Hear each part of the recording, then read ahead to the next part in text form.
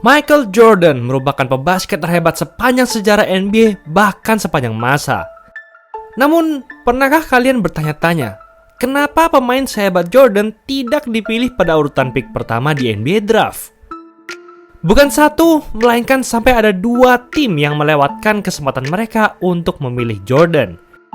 Bahkan, sebenarnya tim Chicago Bulls juga tidak ingin memilihnya.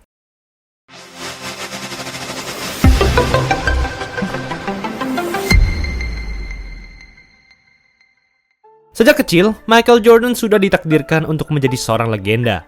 Mentalitasnya yang kuat mendorongnya untuk bermain hebat di jenjang SMA dan perkuliahan.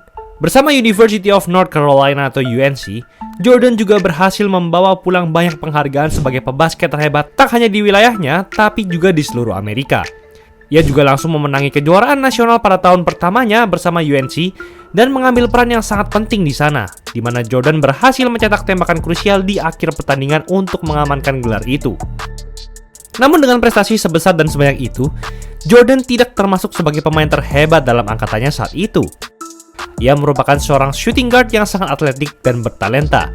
Tapi namanya baru disebut setelah dipilih Chicago Bulls pada urutan pick ketiga di NBA Draft 1984. LeBron James, Shaq, Allen Iverson, Tim Duncan, dan masih banyak lagi yang karirnya mencapai tingkat legenda di NBA, dulunya di pick nomor 1 di NBA Draft angkatan masing-masing. Tapi, kenapa Jordan tidak? Padahal ia bisa dibilang jauh lebih hebat dibandingkan sebagian besar dari mereka dalam hal kemampuan maupun pencapaian. Ada berbagai alasan kenapa Jordan bukan merupakan pemain pick nomor 1 di angkatan 1984. Sebelum hadirnya Jordan di NBA, khususnya di era 60-an dan 70-an, NBA sangat didominasi oleh para big man. Mereka membutuhkan big man yang hebat untuk menjadi juara NBA. Buktinya saja di era 60-an, suatu tim tidak akan bisa menjadi juara NBA jika mereka tidak memiliki Bill Russell atau Wilt Chamberlain. Begitu pula di era 70-an, di mana NBA masih dikuasai oleh para big man seperti Kareem Abdul-Jabbar, Willis Reed, Wes Unseld, dan Bill Walton. Maka dari itu, memilih pemain dengan posisi guard di NBA Draft, terlebih lagi di pick nomor 1, dianggap sangat beresiko karena kunci untuk menjadi juara NBA saat itu adalah dengan memiliki big man yang hebat. Dari 1974 hingga 1983, hanya ada 2 pemain guard saja yang terpilih di urutan pick pertama NBA Draft. Yang pertama adalah John Lucas. Ia merupakan pemain pick nomor 1 pilihan Houston Rockets di NBA Draft 1976. Permainannya cukup solid, namun masih kurang sebagai pemain pick nomor 1. Ia tidak pernah menjadi All-Star sekalipun di NBA, dan ia lebih sering menghabiskan waktunya di NBA sebagai pemain cadangan saja dibandingkan sebagai starter. Jadi, bisa dibilang Lucas adalah pemain bass. Lalu yang kedua ada Magic Johnson. Ia memang merupakan seorang guard dan akhirnya menjadi seorang legenda NBA. Namun, tinggi badannya 206 cm. Tentunya bukan tinggi badan yang ideal untuk seorang guard pada saat itu. Di NBA Draft 1984, pick nomor 1 berada di tangan Houston Rockets. Mereka juga berhasil mendapatkan pick nomor 1 pada tahun sebelumnya, dan mereka menggunakan kesempatan itu untuk memilih Ralph Sampson, yang pada akhirnya berhasil meraih penghargaan Rookie of the Year NBA 1984 dan sekaligus langsung terpilih sebagai All-Star. Melihat kesuksesan Sampson yang jauh berbeda dibandingkan John Lucas beberapa tahun sebelumnya, Rockets semakin terdorong untuk mendraft big man lagi dengan pick nomor 1 pada 1984. Maka dari itu, Rockets akhirnya mengambil Hakeem Olajuwon dan membentuk duet Twin Tower bersama Sampson. Sebenarnya pada saat itu kita tidak bisa menyalahkan Rockets karena mengambil Hakeem daripada Jordan. Selain karena memang big man lebih difavoritkan banyak tim, Hakeem juga bukanlah seorang big man biasa. Ia sudah bermain dominan sejak kuliah. Hakeem berhasil memimpin tim kampusnya University of Houston menuju kejuaraan nasional 2 kali beruntun. Pada musim pertamanya di NBA, Hakeem juga langsung menjadi seorang All-Star dengan mencatatkan rata 20,6 poin, 11,9 rebounds, dan 2,7 blocks per game. Musim berikutnya, ia berhasil membawa Rockets masuk ke NBA Finals bertemu dengan Larry Bird dan Boston Celtics. Meski pada akhirnya mereka kalah, Hakeem sudah memberikan pencapaian yang sangat impresif untuk seorang yang baru 2 musim saja bermain di NBA. Dan karena itu juga saat itu tidak banyak yang mempertanyakan mengapa Rockets memilih Hakeem dibandingkan Jordan. Karena apa yang terjadi di lapangan sudah sangat jelas. Setelah Rockets men-trade Sampson ke Warriors pada 1988, Hakeem semakin leluasa untuk menjadi seorang pemimpin dan mendominasi lapangan.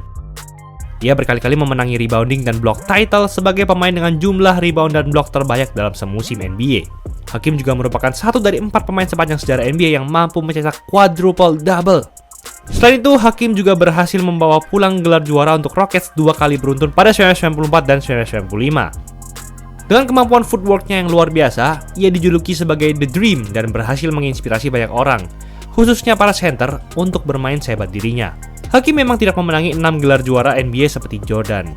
Namun setidaknya Rockets tidak perlu menyesal karena mereka telah mendraft salah satu center terhebat sepanjang masa. Satu-satunya tim yang seharusnya menyesal karena tidak memilih Jordan adalah mereka yang memegang pick nomor 2, yaitu Portland Trail Blazers. Sama seperti Rockets, Blazers juga memilih seorang big man pada urutan pick kedua di NBA Draft 1994, yaitu Sam Bowie. Bowie sebenarnya merupakan prospek yang hebat. Namun pada tahun keduanya bersama University of Kentucky, di saat ia sedang bermain hebat-hebatnya, Bowie mengalami cedera kaki, khususnya di tulang kering atau tibia kirinya, yang nantinya akan merusak karir basketnya. Ia langsung absen selama 2 tahun beruntun. Saat Bowie akhirnya kembali di lapangan, performanya sudah jauh berbeda dari sebelum ia menderita cedera itu. Banyak orang mulai meragukan apakah ia bisa bertahan lama di NBA karena kondisi kakinya. Dan parahnya lagi, sebelum NBA Draft 1984 berlangsung, Bowie ternyata sempat berbohong kepada tim kesehatan Blazers kalau ia tidak merasakan rasa sakit apapun di kakinya. Tanpa sepengetahuan Blazers mengenai kondisi yang sesungguhnya, dan mengingat mereka telah memiliki Clyde Drexler, legenda NBA yang baru saja menjalani musim pertamanya saat itu, mereka akhirnya menggunakan pick nomor 2 untuk memilih Bowie. Karena Bowie merupakan pilihan yang paling masuk akal dan dibutuhkan Blazers. Sebab Blazers telah kehilangan Bill Walton, center bintang andalan mereka. Bowie awalnya memberikan permainan yang solid dengan rataan 10 poin dan 8,6 rebounds per game pada musim pertamanya. Namun pada musim berikutnya, Bowie kembali mencederai tibia yang sama saat berkuliah beberapa tahun lalu. Pada musim ketiganya, saat Bowie sudah kembali sehat, ia lagi-lagi mencederai tibianya. Kali ini tibia kanannya, hanya dalam pertandingan kelima pada musim reguler. Malang sekali nasib yang dialami oleh Bowie. Di saat Hakim dan Jordan mulai mendominasi NBA, ia masih berada di fase itu-itu aja, di mana ia harus menghadapi cedera tibianya lagi dan lagi. Meski dihantui cedera, Bowie sempat menjalani musim-musim yang cukup impresif bersama New Jersey Nets. Namun, performanya tetap saja masih kurang untuk disebut memuaskan sebagai pemain pick nomor 2. Bulls pun akhirnya memilih Jordan pada urutan ketiga. Bulls sebenarnya juga ingin memilih big man dengan pick ini, namun mereka tidak punya opsi lagi. Jadi mereka mengambil Jordan sebagai prospek hebat yang masih tersisa. Dan beruntung bagi Bulls, mereka ternyata memilih seorang pemain yang mampu mengubah nasib mereka dan sekaligus menjadi pemain terhebat sepanjang masa beberapa tahun kemudian. Meski begitu, setelah Jordan, masih ada juga pemain-pemain terpilih yang nantinya menjadi legenda NBA, seperti Charles Barkley dan John Stockton. Jordan tidak dipik di nomor 1 di NBA Draft 1984 hanya karena ia tidak memiliki tinggi badan lebih dari 2 meter dan bukan merupakan seorang big man. Pemain-pemain yang terpilih sebelum Jordan ada yang berhasil menjadi seorang legenda, namun ada juga yang mengalami nasib buruk dan menjadi salah satu draft bust terbesar sepanjang sejarah NBA. Mau pick nomor 1 ataupun tidak, Jordan akan tetap menjalani karir yang legendaris di NBA. Sebab ia sudah memiliki kemampuan dan mentalitas yang sangat kuat sejak kecil untuk mewujudkan semua itu. Itulah episode kali ini. Diskon 10% cuma di bulan kemerdekaan, bikin jersey cuma 100.000 per setel di Easy Sportswear. Gratis ongkir, gas langsung cekot aja. Jangan lupa like, comment, dan subscribe agar channel ini bisa berkembang dan menghasilkan video menarik lainnya. Thanks for watching, I'll see you in the next video.